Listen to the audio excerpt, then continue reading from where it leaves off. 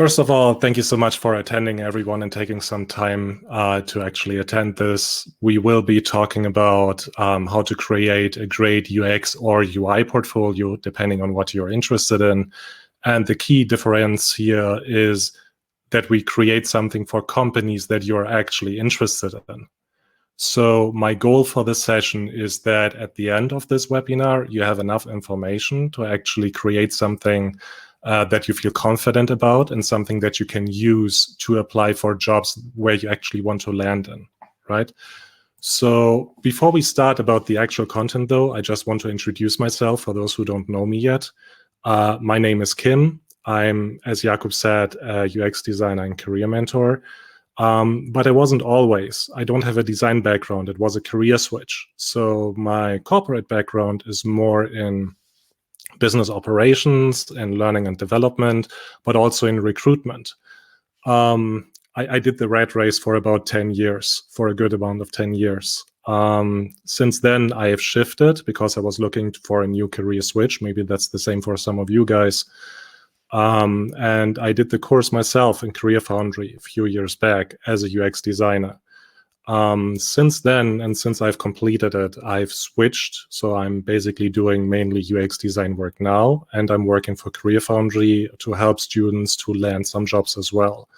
So far I had students in many different countries, and they landed jobs for fast-growing companies like HelloFresh, for new startups that are just newly funded like Hago, or even for gaming companies like Ubisoft, and everything in between as well. So biotech, financial tech, basically everything that comes up that could be interesting in the market. As a UX designer, I've also worked with clients all over the world. So I've worked with companies in the US and in Canada, but also in Germany and Ireland and in the UK, mostly in a freelance capacity. So yeah, that's about me. I think one personal thing that we should say is I'm an absolute foodie. One decision for me to work as a UX designer is to be location independent. I'm in a very beautiful spot in Ireland right now, but I'm basically moving around every 6 to 8 months, just seeing something new. That was one of my main goals. So let's talk a little bit about what to expect from this exercise or from this presentation. This will not be a blog post that you can just look up and get like a step 1 to 6 kind of overview of what elements to include in a portfolio. It's more about teaching you how to create an effective portfolio. And the 4 steps that we are talking about will first be the research aspect. There is this saying, just do it, right? It's probably not the best approach to take for a portfolio because it costs a lot of time to create something that you are happy about. And then it would be better if we know that what we create actually could work in a business environment, right? So the first part is all about that. It's about the research you can take, about different methodologies that you can follow just to increase your chances and to really stand out from a standard portfolio. The second part we are talking about is the structure. We'll go about elements that are a little bit non-negotiable for most case studies. I'll just leave it at that. We'll talk about that a little bit later. Then on the third part, we are going on about platforms, right? There is hundreds, if not thousands of different platforms and options to create a portfolio. Which one of those are good, right? Which one of those are bad? What are some not very well-known platforms that we can maybe use? And the last point we are going to talk about is the testing aspect. We can make a lot of assumptions and we can prepare really well, but we should probably test if our portfolio is effective and if it does what we want it to do. So I will be talking about that as well. I've planned around 45 minutes for the presentation itself, and then we will go over questions as long as it takes, basically, right? So don't be shy. If there's anything you want to know, I'm here for you. So with that started, let's go with the research aspect, the very first thing. When I was starting out as a UX designer and I was thinking about applying for the first jobs and the first positions, I wanted to know how to create a portfolio, because everyone I talked to always said portfolio is the most important thing. Portfolio here, portfolio there. But how do you actually create one, right? And I wasn't too sure about that. So what I did first is I Googled what are the best 10 portfolio websites, what are the best portfolios and everything else. Then, because I saw the same articles on the same things, I tried to look at, hey, what do companies actually do? So I looked up famous designers, right? Who are decorated designers who won awards, who are people working for Google, for NASA, for Microsoft, for Apple, right? Who are these top tier designers and what kind of portfolios do they have? And what I found was not helpful, because most of the portfolios that I found were completely different. They had the same job title and they may have had similar backgrounds, but the case studies that I looked at were completely all over the place. So it didn't really give me a manual or a checklist that I could just copy and put in there. To me, at this point, it just seemed like you can do whatever you want, right? As long as it looks good, then you probably will be successful. Well, it's not really the case, right? Because every company has different requirements. If you look at certain job postings, for example, as a UX designer or UI designer, doesn't matter, country you're in, depending on the city you're in, even in the same city, the job descriptions are completely different. The products you're working on are completely different. A company that mainly deals with website and an agency capacity has a lot different requirements than a company who creates video games or apps, right? A company that does virtual or augmented reality and tries to have dashboards in there or menus is completely different from a car menu or car orientation. So even if these jobs all have the same job title, they may want different things from you. The same is another problem is we have a little bit of similarity fatigue, because most people, when they don't know how to create a portfolio, they go on Google, they follow resources, and then depending on the region, they all see the same kind of portfolios, right? If you are in a certain city or you have a certain geographical point, then you get the same 10 websites with a little bit of variety, but usually you get the same guides. So the recruiter who's recruiting and maybe has been recruiting for like 2 or 3 years, they may see the same style or the same guides over and over again. And that's like reading a phone book. It doesn't really grab your attention because you've seen the same thing every single time again. So it's probably also not the best thing. The last problem that we face, and why we shouldn't just copy guides blindly, is that a lot of the decision makers on the first level, so we are talking about the people who sit, who basically look at your applications at the first level and try to identify like 5 or 10 people that they could invite for the first interview round. These people often have missing expertise. That's the recruiter job, right? If you're working as a recruiter for a middle-sized or a bigger company, you are not an expert in all of the jobs that you are hiring for. You can't be an expert accountant, an expert UI designer, an expert programmer, and an expert gardener at the same time. So what you're most of the time going about is like a keyword checklist or certain requirements that operations told you is important, but you may be lacking the knowledge to really distinguish between good and bad designs based on it. So there's also the issue that it can't be too technical or it can't be too detailed, right? Because this first person who needs to open the door for us needs to be engaged too. So how do we do that actually? Research is the best thing, because we can actually look at things that we want to feature and the reason why we want to feature it. And to get the first comment out of the way right from the start, there is no right or wrong way to build a portfolio. It comes a lot down to personal preference and industry preference, but I've seen portfolios that are just 3 or 4 pictures of high fidelity prototypes that are successful. I've seen portfolios that is just a video. I have seen portfolios that have no picture at all, and these people still found a job. So it's not about having one right or wrong way. It's about creating something that fits your goals and your needs, right? So we should really feature content that is fitting for the environment that we are interested in. So the first step for that is the research process that we are going to talk about now. And the good thing about this is the internet gives us all of this for free. It just takes a few minutes of time and you will save yourself a lot of headaches. The second step is the content and implementation. So after we've done research, we really want to make sure that we implement the content in the right way and that we are testing it. So with that in mind, let's talk about 3 different research aspects that you can do and copy right away.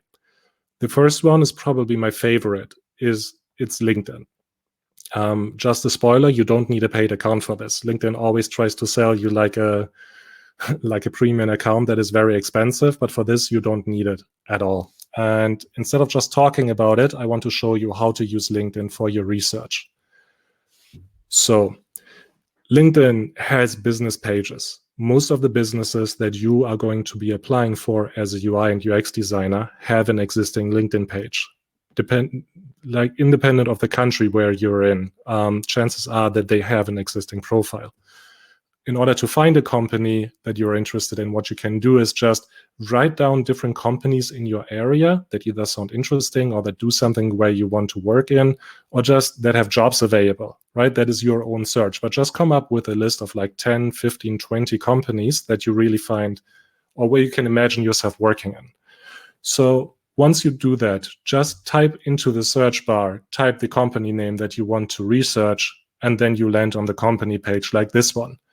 So I can see right away that there is a lot of information for us that we could look at. We could read about their size. LinkedIn also includes funding rounds. So if you're going for a startup, you can see how much money they raised in the past time. You can see if it's a private company, what they're doing. You can see an overview. You can see open jobs or posts, stuff that they're interested in, right? Some companies are very active on LinkedIn, and there is a lot of great information to be found. But the best thing for us is the People tab. Basically, LinkedIn automatically adds you to any company that you put down into your profile.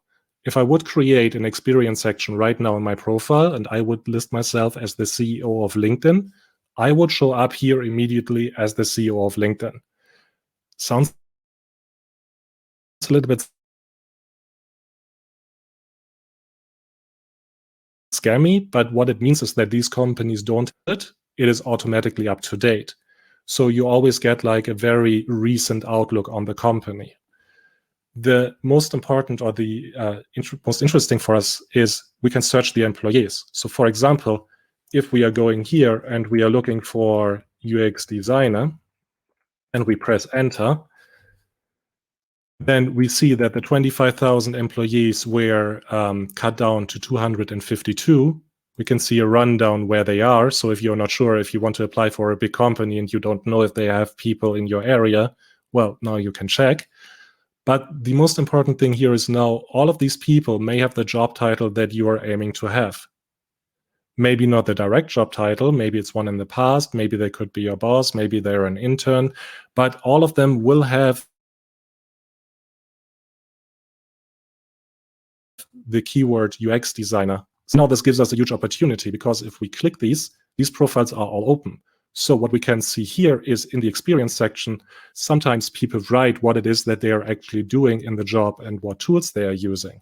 You have also here in skills and endorsements. So you can take a look at, hey, what are the tools that you're actually using for your job? Because a lot of job descriptions just list everything, right? It doesn't matter where it comes from. They may list like 15 different programming language and 25 different design tools. There's no way you can do all of them, right? So just by opening the people who have your job already, you can already see a lot of the skills that are being required and what they are writing about. Maybe they are not doing the whole design process. Maybe they are just in a small area, but that one is interesting to you. You can also see accomplishments or anything other. But the real value here comes from the featured work and from having the name. Because what you can do now is you can copy the name and just go on Google. You can look for portfolio And wouldn't you know, most UX and UI designers do have an existing portfolio because that's what they probably applied with, right? So if we click this, we get an overview of the skills that are required for basically this person was successful with this portfolio. So if we click on this, then we can look at the case study and we can find a lot of the things that were good enough to get this person hired. So we can see how detailed they are in their different processes. We can see how much they feature, what kind of parts they feature. We can see the content ratio. We can see their design skills. Like if we look at this, we can make an assessment. Are my skills actually good enough for this right now? Is this something that I could copy? Could give you a lot of security as well if you're fighting with an imposter syndrome after completing a bootcamp course or just being new and trying to have your first job, right? It feels a little bit daring. So just seeing what other people produce can really help in making the decision if you are also good enough. So the reason why I said in the beginning to write down a lot of companies, like 10 or 15, is that you don't want to just check one designer and then just copy what they are doing. You want to check 30, 40, 50 designers if you have the time for it, because then you have a great overview of the people who are working in this industry that you want, and you will find similarities in their case studies. You will see if they are more visual. You will see if they are more text-based. And most of the time, if you're looking in a similar industry, or if you're interested in a similar industry, there will be a lot of topics that are very similar or showing up all the time. So just by doing this, you now know for sure what things you could include in what kind of range in order to have success or a better success chance when creating your own case study. Right? So there's a great learning curve in here. So LinkedIn is awesome for that. You can also use it for personal networking. Some people are really happy to share their knowledge. So you could just connect with them and you could say, hey, look, it's awesome. You have the job that I'm really interested in. Can I ask you 2 or 3 questions? Sometimes you can even add, in smaller companies, you can add the CEO, you can add the hiring manager, and just trying to find out more about it. So it's a good long-term strategy too. So yeah, basically that's LinkedIn. The second thing we are talking about is the business analysis. So you don't always have to copy the approach from other people. You can also think about what it is that the business that you're looking for is trying to solve. So if you're interested in financial tech companies, or if you're interested in working for e-commerce companies or bio companies, then you could look at the companies who are already supplying a service, and you could try to figure out why they would need a designer and how it could help, especially for the guys of you who want to dabble a little bit in freelancing or are thinking going that route. This kind of thinking really helps with creating good case studies that are effective in their insight. Why would we do this? Because, for example, a gaming company that creates mobile games is looking for different case studies than a financial app company, right? So if you're thinking of creating case studies, or you're thinking of extending projects in your portfolio, then probably if you want to work for a gaming company, you shouldn't do, I don't know, a puppy app. Tinder for puppies. I don't know. You probably shouldn't do that. What you should do instead is create something that is useful for them, right? So maybe a cash shop, maybe a gaming interface design, maybe these kind of things. The third thing that we could talk about is be yourself. What that means is you're not always going to like all of the aspects of UX or UI design. Sometimes you prefer doing specific things over other things. Maybe you love sitting down and thinking about prototyping and create really complex, great looking, high fidelity screens. And you really love putting this into, you really love putting that into action, but you really don't like the research aspect too much. Maybe you don't like interviewing people. Maybe you don't like to do a competitive analysis, right? So if that's the case, one other thing that you could do is just tailor your portfolio in a way that promotes the things that you are passionate about and glances over the things that you are not so passionate about. So if research is something that you're absolutely not interested in, then I wouldn't spend 90% of my case study in research, because that's not where you want to work in, right? And since every company does what they want anyway, there will be a majority of companies who are still interested in your current skills. That's the beauty of it. So it also makes you stand out a little bit more, because rather than featuring everything, you're featuring what's important to them. So it could be a great match right from the start. So these are 3 research methods that you can very easily copy, and that can basically take a lot of worries away, and that can set the scene for an effective portfolio right away. Let's talk about the structure now. I already talked a little bit about that you can basically do whatever you want and that everything can be successful. It just needs to be in context with the company.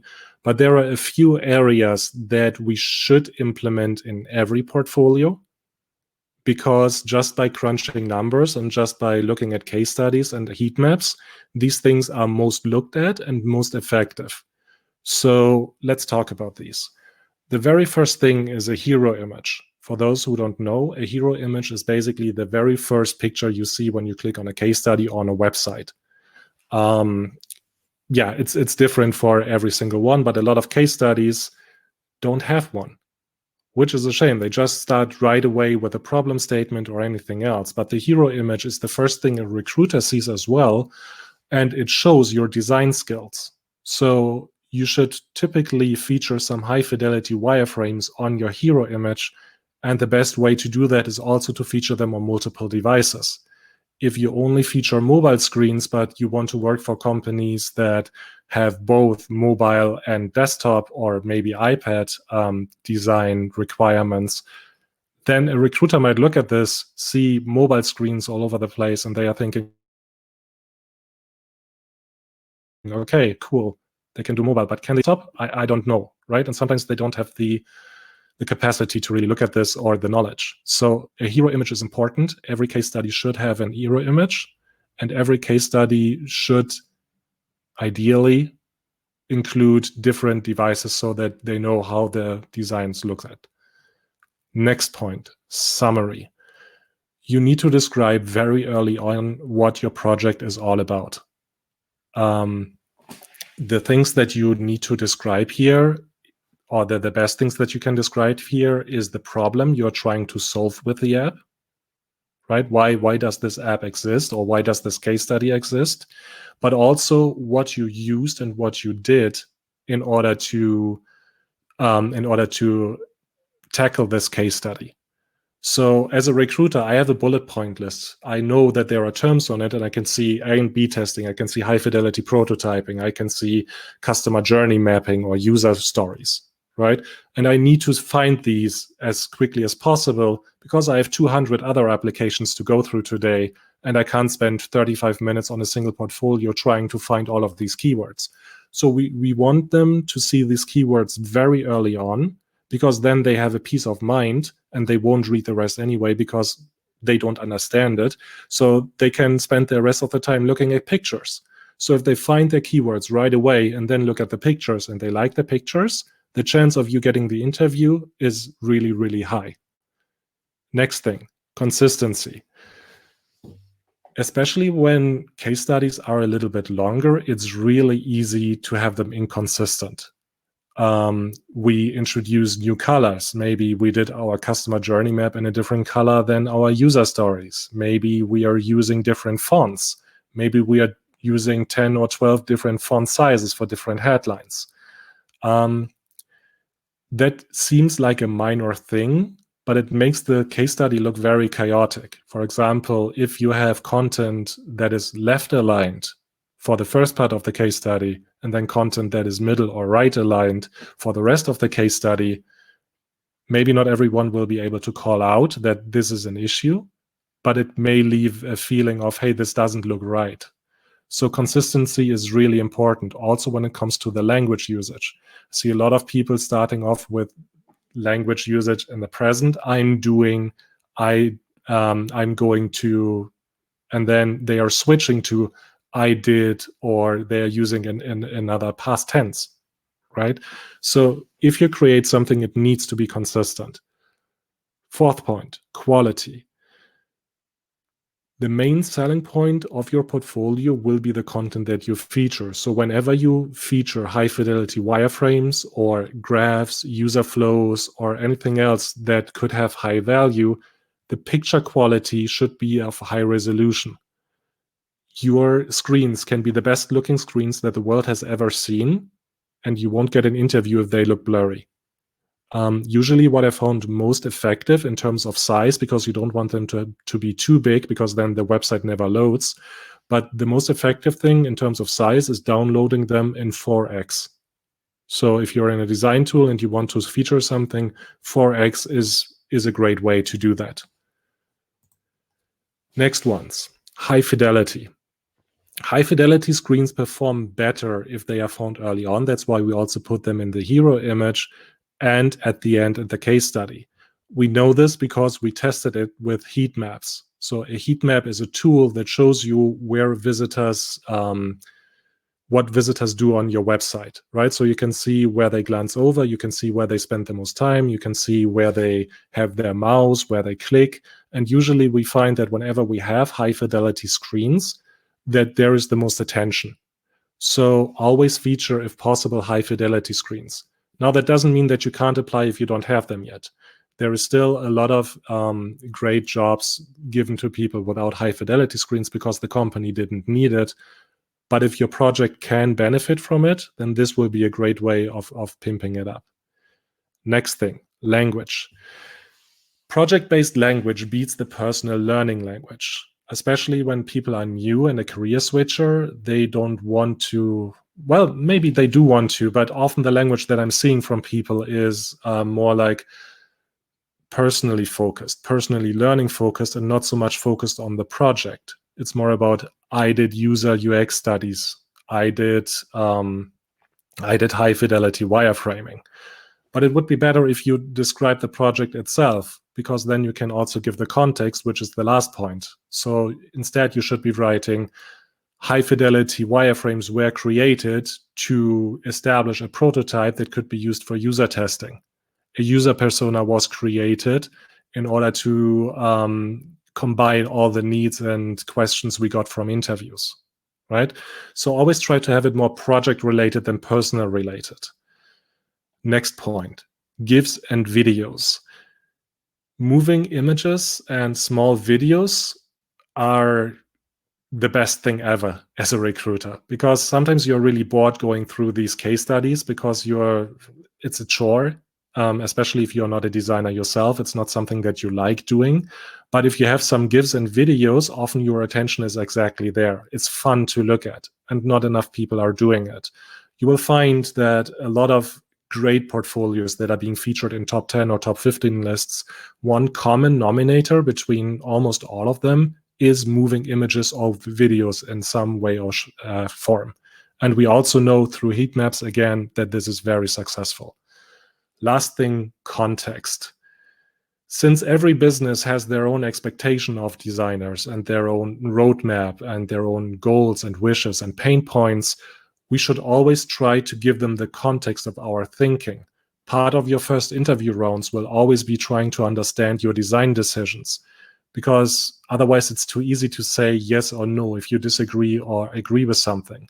For example, if you say, I did user journeys and customer journey maps, but the company has never heard of that, or they never considered doing it, then they may look at this and may say, well, this is not relevant for our job. But if we give them the context and we are telling them why we did these things, even if they are not doing it, even if they don't like it, even if they don't have any budget for it, they can still understand why it was relevant for that different part of your case study. And it will really help them to understand your thinking as a designer, which in return makes it easier to invite you for an interview. So these 8 points are absolutely something that you should implement when you have the chance, because it will skyrocket your chances of getting to the first interview stage. Let's talk platforms. First, let me drink a little bit. Talking is, yeah. Okay, halfway through, platforms. One of the most asked questions that I get all the time: what platform should I use? There is a lot of different platforms out there. I don't know how many hundreds or thousands. Basically, everything can be a platform. So I chose a few to give you an idea what they can be used for, how they are useful, and what you can do with it. So the first category is free and easy. Or any specific technical knowledge. They are very easy to operate and they are free. So if we are looking for a new job and we don't have to, we don't have like 200, 300 bucks we could spend on this, then this is a great choice.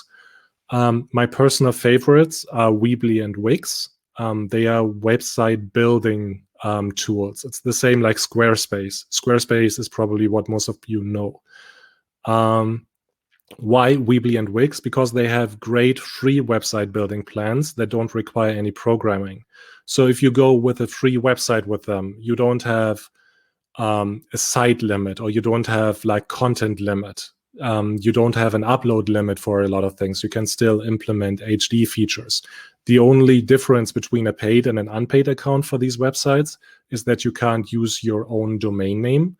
So for example, if you have www.firstname.lastname.com, that's not possible. It would be www.firstnamelastname.weebly.com instead.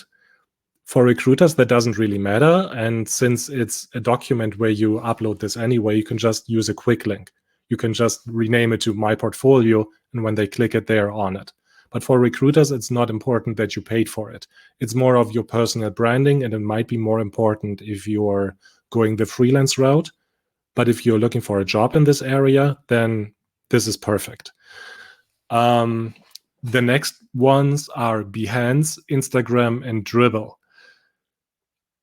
I have a differentiation here between different portfolio things. A lot of students that I'm talking with have existing design experience, but maybe not UI and UX experience. Maybe they come from an architecture background. Maybe they come from a fashion design background, maybe graphic design, maybe 3D design, maybe modeling, maybe fine arts, maybe photography, right? So there is a lot of skills that are cross-transferable and a lot of things that could be great, but it's really difficult to advertise this. And the best ways to advertise these kind of skills and your pre-existing knowledge is for Behance, Instagram, and Dribbble.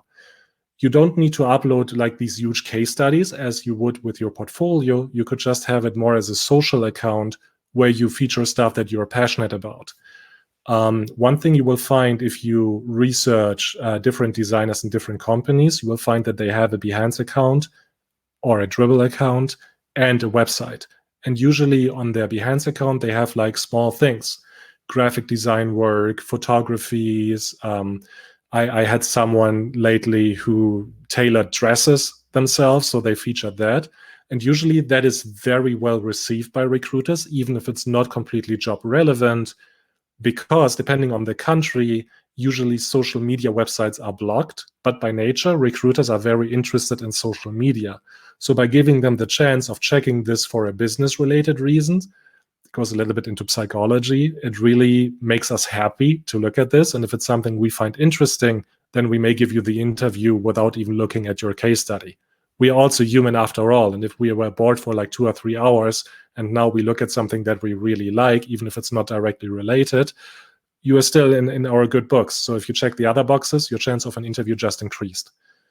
The last thing is I found not as much known, but you can use Google Docs for very targeted or spontaneous applications as well as freelance work. One of the problems that a lot of students raise to me is that once you have a case study online, it's really difficult to change that. It's really difficult to make it targeted or to make it really specific. For example, maybe you have done a huge case study that is focused on the research, but now your dream job and it's everything you see is just very design and stylized guided, right? So there's not much use for your other case study. So changing this all around is not really feasible if you want to apply for a job. So for this, you can use Google Docs. It's a specific link. You can make it look really good and you can just send it to people directly. So it's a case study for these people only. It will not be on the internet. It will not have an impact on other things. But especially when you're looking for freelance work and you're solving specific problems, this works like a charm. It is what I am personally using, almost exclusively to land my freelance work, because I can just put in what I know about the company and how to help them. It goes back to the research, right? Currently, I'm working a lot with e-commerce companies, so I know a lot of them are struggling with visibility, with the checkout process, or with the conversion rates. So I can just create a case study for these 3 pain points and just send it and make it very personal. So these are free options. Of course, there are loads more, but these are some that I would recommend. Next one, paid options. God, there are tens of thousands of different choices. It would probably take me a year to cover all of them, so I'll just go into the ones that I like. The first one, WordPress and WordPress templates or website builders. Same as Weebly and Wix, but just with paid plans. The cost, it can be as cheap as $3 a month. That was the cheapest I found for linking your domain name. And it can be a lot more than that, but typically most of them are around $20 a month. And then depending on yearly plans or monthly plans, that's what you should probably expect with these. Typically, these websites have more options to really help you with your vision and what you're interested in. If you like, let's say you like Squarespace. Squarespace is pretty expensive. Squarespace is, I think, $20 for the starter plan for your website. So compared to other options, that's not cheap, but it has a lot of really beautiful templates. And if you see something that you really like and you feel you could bring your vision really to life with it, that's probably what you're looking at. Some of these, especially with WordPress, require a little bit of programming language. So be aware of that. We also have specialized portfolio tools. So rather than website tools, these are tools that are more often used for portfolios. And the 2 ones that I found most useful on this is UXfolio and Webflow. They are fairly cheap for what they offer. I think it was $15 plus, and I think UXfolio even has a free plan for 1 or 2 projects, I think. So you can get started for free and then expand on it. But for both of these, a little bit of programming language is useful. They are great tools. The websites that I've seen of this are awesome, but they require a little bit more work.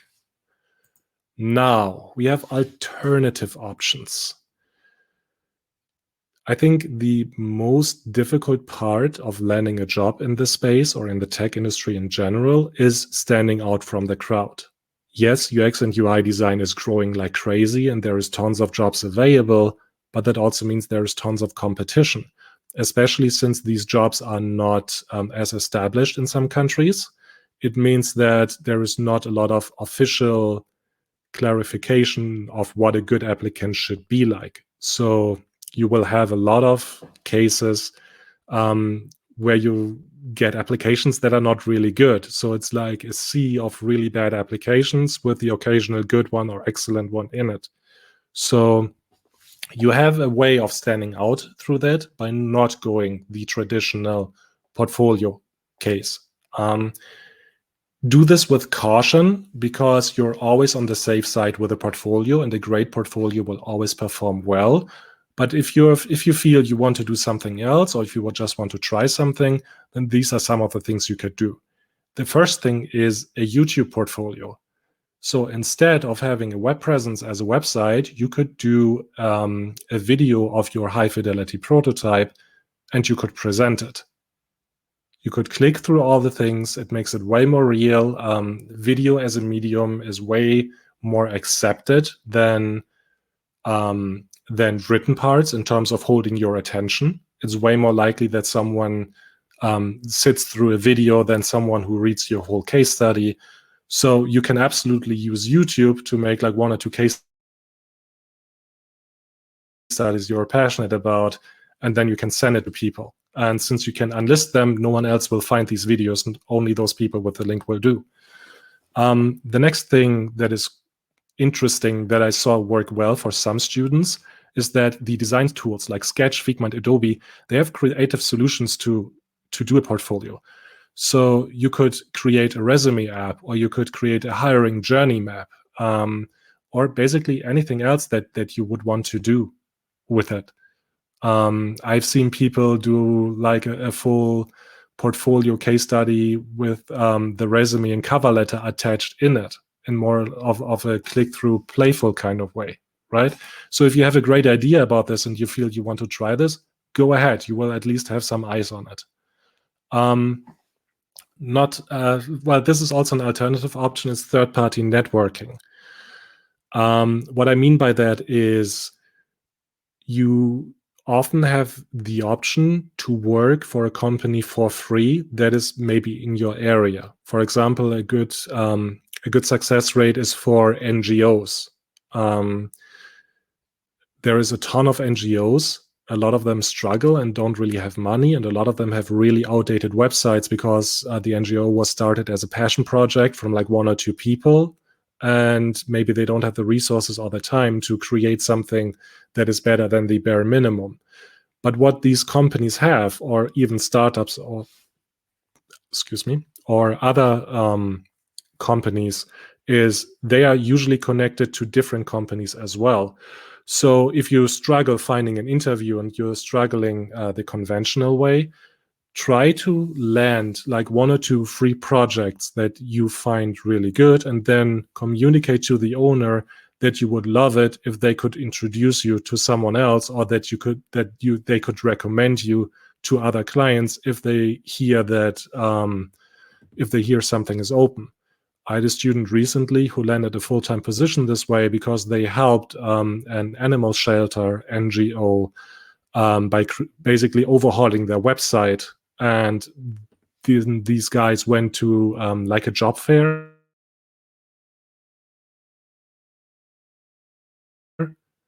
but it was more like a donation fair kind of thing. And of course, the different NGOs are talking to each other. So one of them was mentioning, hey, your website looks really good. Who did that?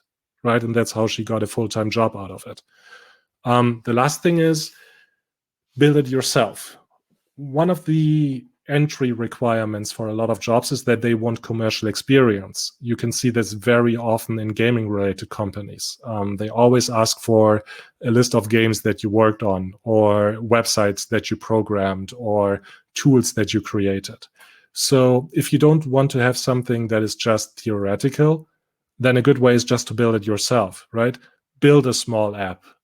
Try to translate your knowledge in there. Build your own website for it, right? There are free options for this. It just is about, does it look good or not? So yeah, this is especially useful for gaming companies. The easiest way to start in a gaming company is to program a small game or to design gaming interfaces. So last point, testing. We want our portfolio to be effective, but usually we don't know if it's effective when we create it, right? Maybe we think it will be effective because of all the research that we did and all the things that should go well, but it's always better to actually test this. It's also something that you will do in your job later on, so it's also training job skills. It's a win-win situation. The first option that I can recommend is using a heat map. You have a lot of companies that are doing heat maps. So again, a heat map is, like you can see here, basically a tool that you can put on your website, and you see where the attention or browsing behavior or clicks from people are, what kind of device they used for your site, where they scroll through, where they linger, right? It gives you a lot of opportunity to really figure out what people are looking at. So if you send it to someone and you see, oh, they are in this area a lot, right? Then you know it's probably performing well, or it might be that this area needs some changing. The good thing about these things is that most of these plans start free. So you have tools like Hotjar or SmartLook, and they are very easy to install. So it's just it takes 10 minutes, literally, right? So even if you have a free website, you can put a free tool on there. You send your first applications, and then after a week or two, you just check the data and you see what's happening. Also, this is a great job skill. Heat maps are used for a ton of companies because they want to know what customers are doing on their websites. So knowing this and doing this for your own website gives you more to talk about in an interview. Again, win-win. Next one, feedback. I already covered indirect feedback by doing research on LinkedIn and by trying to figure out what people are doing that were successful in their hiring processes. But we also have direct feedback. So asking other people to give us feedback. That can be very, very dangerous. So you really need to be very careful in selecting good feedback partners. I did an experiment once, and when I was starting out, I shared a prototype and I asked people in my network to comment on it. It exploded a little bit. I got, I think, a few thousand comments on 12 screens, and the post had 500,000 views. But what I saw in there was that I did everything correct and wrong at the same time. I had about 500 comments on my login button alone, ranging from, hey, this is awesome, to, wow, this is the worst thing I've ever seen in my life, right? So depending on who you ask to give you feedback, it might be very destructive and not always true, right? If you have two sales pages, you have a sales page for Microsoft and a sales page for Apple, they will look completely different, but there is no deny that both of these companies are doing fairly extremely well, just that they have a different outlook or a different direction. So when you're asking for feedback, I would always try to ask people who don't have any stake in your development. I would not try to reach out to companies that you want to apply for or want to work for and ask them to provide feedback, but I would try to find people who work in similar industries. And honestly, the best way and the most effective way here is probably looking for paid options. There's a lot of different mentor sites and a lot of different professional feedback sites. And typically, these are performing better because you can also see if the mentor who gives you feedback is good at what they are doing, because they usually have a rating. So yeah, that's about feedback. Last thing, A and B testing. Numbers matter. If you're really not sure about your case study and you don't know if you want to have something with a lot of content and text and everything, or something more graphical, then create the same case study twice and do an A and B test. Use case study A for 15 or 20 applications, and then use case study B for 15 or 20 applications, and then just see what works. This is completely different on your location, on your country, on the industry, right? And we don't know. So just doing a simple A and B test and coming up with two versions, it will do you a great favor in the future. Also, this is a very job relevant skill. It's something that you see on sales pages all the time. Every company that I know of is using this to a certain extent. So it's a very job relevant skill that you can train right away. So there was a lot of talking. I stayed in time. I'm happy about that. And I'm very happy to take your questions if you have any. And so far, thank you all who stayed through the exercise. Really appreciate you. Thanks. Thank you, Kim. We have quite a few questions, but if you have some other questions, please post them in the Q&A, and we'll get them in a second. So the most upvoted question is about the number of projects you should feature in your portfolio. How many case studies or projects should we have in our portfolio for an entry or junior designer job? What's the minimum amount, and what's the safe one? That is an excellent question. And I interviewed a lot of recruiters in different countries for this. And the vast majority says that 4 projects is the magical number. And the interesting about that is it doesn't matter if you're going for a junior position or for an associate or even for a senior position. Like, no matter the level, 4 projects seems to be the golden number. But now when we're talking about projects, it doesn't need to be 4 full-scale projects. It doesn't need to be like this excessive case study that has every single step in it. It can also be shorter case studies. It can be just a showcase or anything else, but quantity matters. Generally, the more projects you have, the more capabilities people think you do have. But be aware to only upload quantity. I had a lot of recruiters who also told me that you will be judged based on your weakest project. So if you have 5 or 6 projects and one of the 2 of them are stellar and the rest is just subpar, just to fill up space, then yeah, they will not let you proceed to the next round. So yeah, 4 projects is probably the best number. 3 is also okay. Everything below that, it can still work. I've had students who got hired with 1 project, but just in terms of chances and what the industry wants, more is better. That was actually one of the next most voted questions. Is it enough to have only 1 case study if it's a really good one? Yes, absolutely. Not too long ago, I had a student who landed her first job as a career switcher with no previous experience, and she had half a case study. She didn't have any high fidelity wireframes. She didn't have any elaborate things that we talked about, but she had a good background that was relevant for the position. She did a good job with her cover letter and her resume, which are also important part of the projects. And what they saw in her project was good enough to get them curious. So if your decision is about, should I apply for this or not, because I only have half a project, then yeah, apply. Go ahead. If it's good, it's good. It will help. And how do you acquire case studies to build your portfolio as a complete beginner? There are different ways of doing that. The first thing you can do is just build something that you're really passionate about, because part of your interview process will be talking about something, will be presenting your case study. And I think it's always easier to get someone excited if you're also excited about it. So scratch your own itch, basically, if you're really not sure what to do. The other thing is, as I said in the presentation, you should try to understand what kind of case study would be beneficial for the job that you are interested in. If you're interested in a very high-paying job and you want to be in the financial sector, then you probably should have a case study that is around payment dashboards or software as a service companies, right? So try to combine these two. Try to find out what could be beneficial to feature for the industry that you like, but also do something that you actually care about, so that that it's not a chore for you. Thank you, Kim.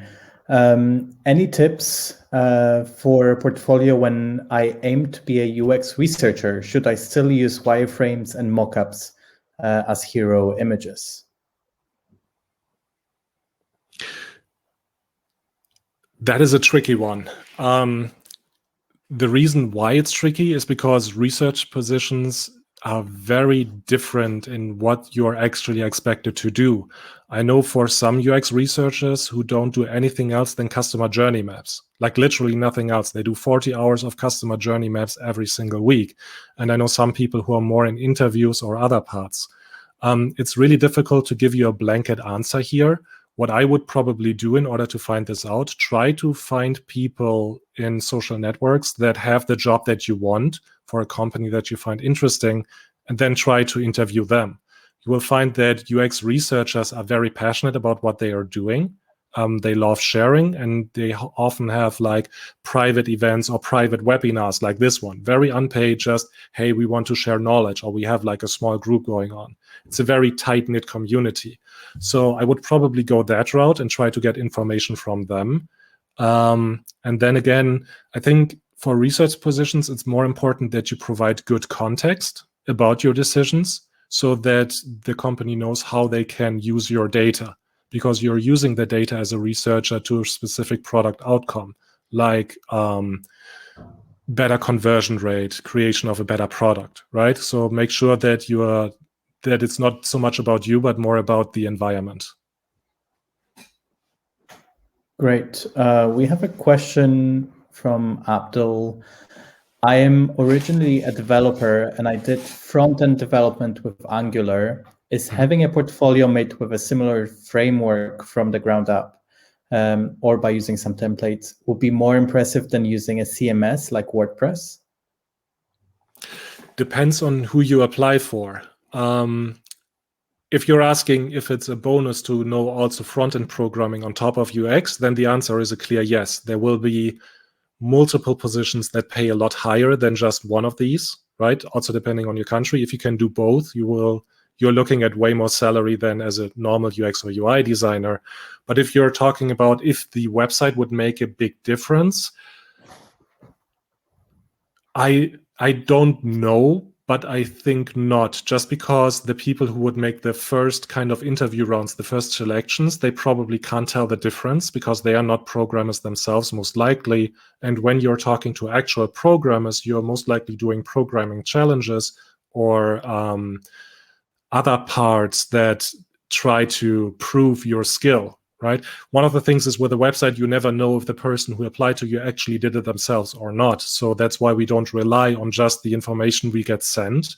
Same with resume and cover letters. We don't know if the applicant lies. So that's why we have interview questions that really try to understand the knowledge of the applicant. So usually you would be tested later on and not really on the portfolio, from my opinion. Great. Thank you, Kim. As a beginner, is it recommended to apply for freelance contracts before applying for full-time positions in order to gain experience and gather our first case studies?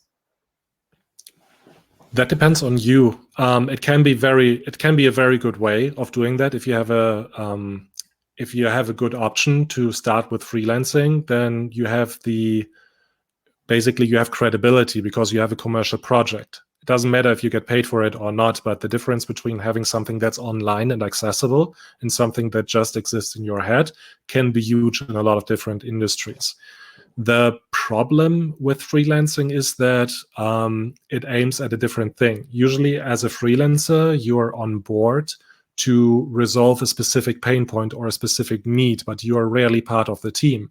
So you wouldn't necessarily work closely with developers to really implement something and then see what comes out of it. Usually you are just on board to maybe create the high fidelity wireframes depending on the project brief, and then you don't hear ever from them again.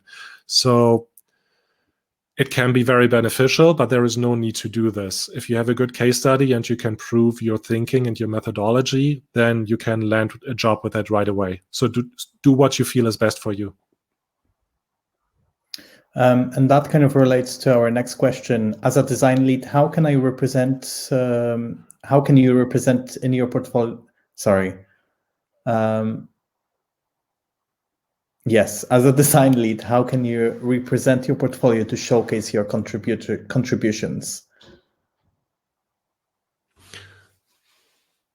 Achievement-based writing.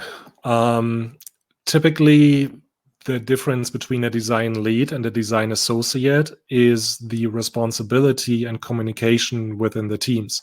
If you have a big team, then usually the design lead takes care of combining the needs of the different departments and silos. For example, they may interact with marketing. They may be part of agile project management groups. They may talk to programming.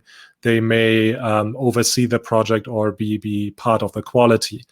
So I think these are the things that you should focus on as a design lead or in any leadership position, really, that you are aware of the business needs behind this. So it's not about your technical skills. It's more about the business that benefits from the skills that you are putting in, and highlighting how the interaction between the different teams is or was. That's not very easy to do in a portfolio, and I don't think there is a need to really do this in the portfolio because it will be part of your first, if not second, interview round, where they really drill deep and try to understand your involvement, or they try to see how you can help them with their pain points. So don't overthink it in the portfolio, I think. Yeah, that's my answer. A question from Wojtek. In reality, we apply to a lot of different companies, but we cannot have few different portfolios for different occasions. Yes. We can do it with resume or letter and that portfolio. So how to differentiate, how to apply for different jobs with the same portfolio. So the funny thing is, depending on your area or your city, it seems that a lot of these companies, even if they are in the same, even if they are not in the same industry, they still favor a similar type of applicant. For example, I'm working with the students in Berlin a lot, and no matter if they are an insurance company or a very huge tech company or a startup, they seem to favor the same kind of things in their portfolios. And I think this has to do with the talent pool that usually applies to these positions, but also how these companies interact with each other and where they get their information from. So first and foremost, you should create something that you are happy with.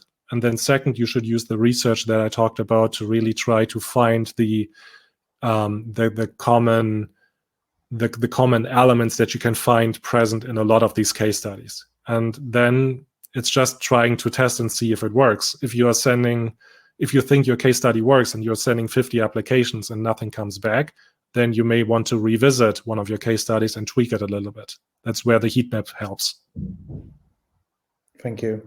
Question from Archana. Do we upload our case study in a PNG format into the website, or should we recreate the case study on the website with the same layout and design? I'm super new to website making, and I am a little bit lost. You can do both, but from my personal point of view, you shouldn't upload it as a PNG. And the reason for that is very practical. If you upload a PNG and the case study is long, then it means the quality of your PNG needs to be low, because otherwise you have like a 50 megabyte, 100 megabyte kind of picture that you're trying to upload in order to have it in a good quality. The other thing is your elements that you are featuring in the portfolio have different sizes.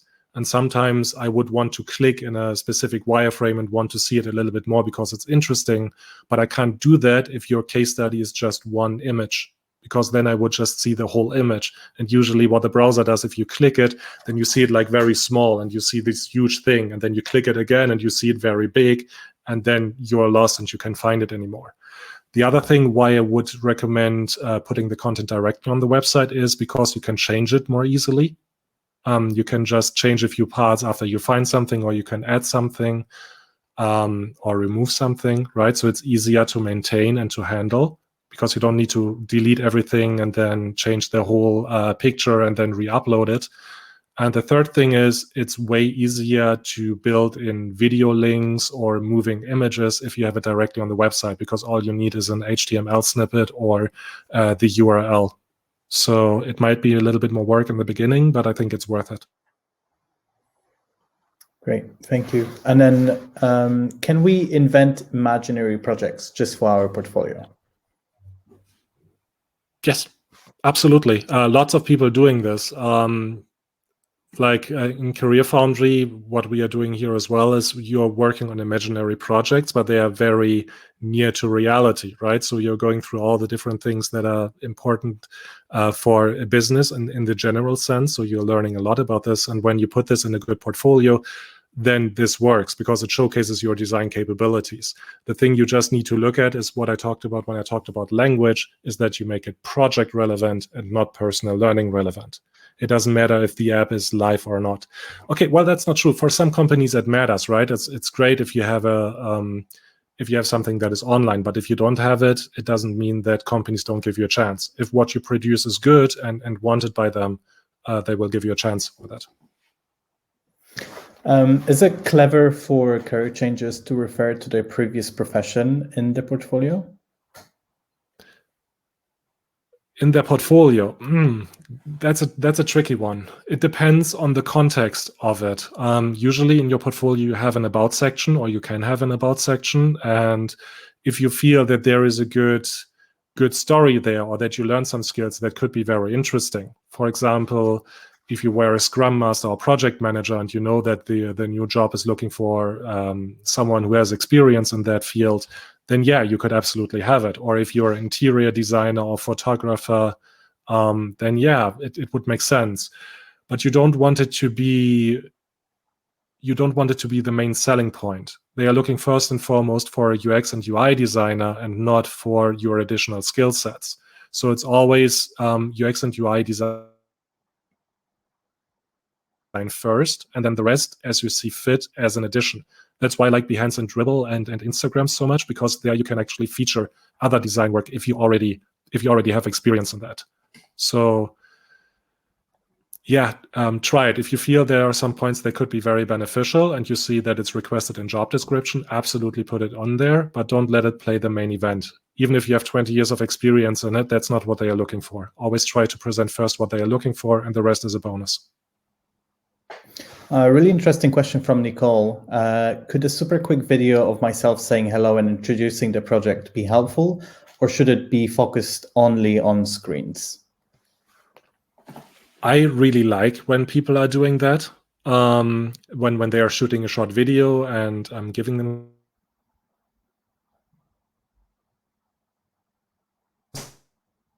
because one of the main reasons why we recruit the main is actually doing it on the first level is that one of our pain points is we try to find people who stay with the company long, right? And to do that, we are doing a lot of personal question, right? Personal fit, cultural fit, these kind of things. And if you give us a video right away, and I really like what I'm seeing, right? I'm smiling along, you're very charismatic, and I can picture you fitting well in this work environment, then the rest will be super favorably, right? Even if I see some things in your case study that I'm not too sure about, just because I have a view of your personality helps to make the bridge. And the other way as well, right? If you don't fit into the culture at all, I'm not letting you waste time to attend like 2 or 3 design challenges and interviews, because I know right away that this probably wouldn't fit. So if you're up for it and if the quality is good, absolutely. One of the best things you can do. Thank you. Maybe we have time for another couple of questions. I see an interesting one from Alex. How can I tailor my portfolio if I'm only interested in freelancing? The general shift between freelancing and organizational work is that as a freelancer, you're resolving specific problems. And when you're going for a company, they are looking more at your skill set. So what that means is that freelancing is more focused on selling specific outcomes or specific products than going for a job, because job is more about capability, skills, and cultural fit. How can you tailor this? First of all, you need to find a niche. You need to be very aware about the product that you want to sell and who you want to sell it to. So when you say, I want to do the whole UX process, it will be very difficult for you to find any company that's interested in it, because it will be very difficult for you to create something that scratches their need right away. So if you concentrate on smaller things first, let's say you want to do competitive analysis, right? For, let's say, e-commerce companies, then you try to figure out, okay, who is this? Who would benefit from this? So, hey, I want to work on a competitive analysis because I want to help e-commerce businesses increase their conversion rate. So next step is, what e-commerce businesses am I targeting? Let's say you're targeting dog food, just as an example. How can I find companies who could need me? Well, on page 5 to 10 in Google, because on the first 2 pages, people will already have invested a lot and they will probably have a huge team. So the likeliness that they are hiring you as a freelancer is very low. But people on page 5 or 10 in Google, they will have still invested in a good shop and in a website and everything else. But it might not be good, it might not be perfect, and they may not have the funds to hire someone full time. So these are a great case study where you can then go into and you can say, okay, my case study will be targeted about increasing their conversion rate. So if you don't have something like this, or if you can't think it up, then try to contact companies for free. The easiest way is go into your neighborhood and actually be there in person, or ask your personal network and just say, look, this is a new service I want to offer. I want to see if it works. Can I do this for you? I would do it for free, but if I do it and it works, can I have the numbers, right? Because then if you can see, hey, the purchase rate for this was at 1.7%. After I implemented my design, it was 3.5%, right? Then you have a goal, or you have a proof of your work. Then you can just build a case study around it, right? You can say, these are the steps that I did to go from 1.7% to 3.5%. And then you can hand that in. And basically the premise is, hey, if you do this, I can do the same for you. I hope that answers it. It's a huge topic. It's a huge topic, yeah. That's all what we have time for today. So I'd like to thank you all for joining us. And thank you, Kim, for presenting. This webinar was recorded, and I'll be sending an email later today or tomorrow with the recording, so you'll be able to review it, of course, and you can always get back to me if you have any other questions for Kim. If you're a student already, of course, book a call with your mentor or a career specialist, and they will also be able to assist you with building your portfolio. But if you are not a student and you have any questions about the programs, please book a call with one of our program advisors, and they will be able to answer them all. And with that, I wish you good morning, good evening, wherever you're based. Yeah, and a happy rest of the week. Thank you for joining. Yeah, thanks, guys. Appreciate all of you. Take care.